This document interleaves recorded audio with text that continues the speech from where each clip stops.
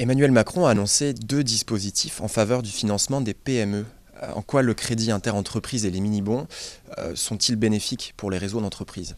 Alors on pourrait dire que ces deux dispositifs, et notamment le crédit interentreprise, ont été faits pour les réseaux d'entreprises, puisqu'ils prévoient que des professionnels peuvent s'octroyer des crédits à partir du moment où ils ont ensemble des liens commerciaux. Et quelles sont les limites en fait de ce crédit interentreprise?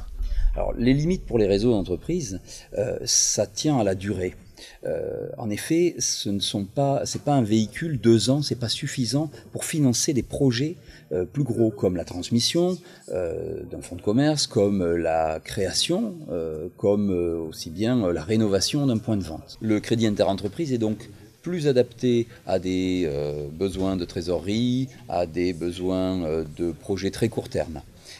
Pour les projets de financement de la transmission, pour des projets de financement de la rénovation, les mini-bons, donc le deuxième dispositif qui entrera également en vigueur en octobre, me semble plus adapté. Quelles sont les caractéristiques de ces mini-bons? Alors ces mini-bons se comportent comme des crédits que des entreprises octroient à d'autres entreprises. La durée maximale est de 5 ans.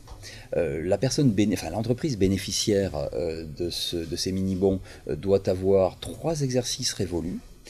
Et les taux d'intérêt, comme pour le crédit interentreprise, ne doivent pas dépasser le taux d'usure.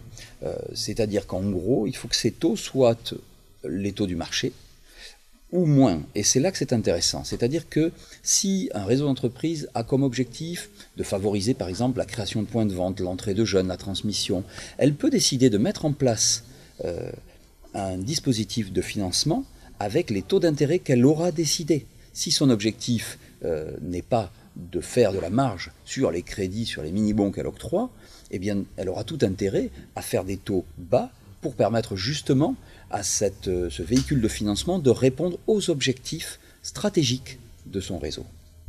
Et si aujourd'hui on veut profiter de ces dispositifs, comment doit-on procéder? Alors, un réseau d'entreprise doit passer par une plateforme de financement participatif ou créer sa propre plateforme. La création de la plateforme passe également par la demande d'agrément auprès de l'ACPR, auprès des organismes régulateurs ACPR, AMF. Il peut aussi passer par une plateforme qui porte pour lui ses agréments, c'est ce que nous faisons chez Bancapar.